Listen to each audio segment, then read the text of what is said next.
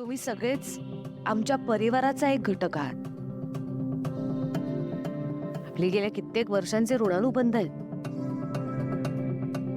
एकमेकांवर असलेलं प्रेम आणि विश्वास ह्यामुळेच तर आपण इतक्या पुढे येऊ शकलोय ना.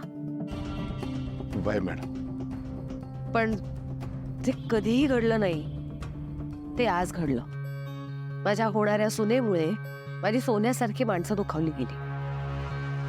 मारुती, जशी पारू तशीच अनुष्का समजून तिला माफ करशील एकदा? मॅडम, हे असं बोलून तुम्ही मला लाजवू नका. आम्ही नोकर माणसं. तुम्ही मला भाऊ म्हणलं ह्याच्यातच तुमच्या मनाचा मोठेपणा दिसला. पण आज जे काही घडलं ना, त्याच्यामुळं खरंच मला खूप वाईट वाटलं. पण ते माझ्या करता नाही, माझ्या पारू करता. मला वाटलं होतं की गावाकडनं इथं शहरात घेऊन येईन, तिला 4 दिवस सुखाचे दाखवीन. पण सगळं चुकलं. तिच्या नशिबात काय लिहून ठेवलंय खरंच काही माहिती नाही. आणि आज जे काही हे घडलंय ना, ते जर का बाहेर कुठं बोललं गेलं तर माझ्या पारूचं लग्न जमणं अवघड होऊन जाईल. कोण मुलगा तयार होणार तिच्यावरून लग्न करायला? प्रत्येक जण तिच्या चारित्र्यावर अशी बोट दाखवतील.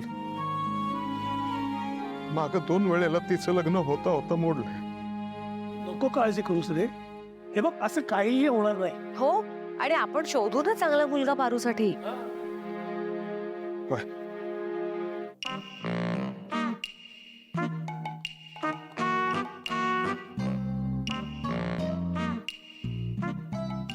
प्रीतम, हे एकमेकांवर ढकलण्यापेक्षा जे आहे ते स्पष्ट बोललात तर बरं होईल नाही का?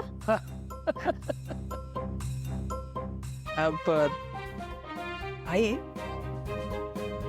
ऍक्च्युली आम्ही जरा बाहेर फिरायला जाऊन येऊ का? नाही म्हणजे गेलंच पाहिजे असं काय नाहीये, पण येऊ का जाऊन जरा? नाही नको, राहू दे, नको जाऊया. हो चालेल, थांब. तुझं बरोबर आहे प्रीतम, पण माझ्या सुनेला जर बाहेर जायचं असेल तर तिला घेऊन जावंच लागेल ना.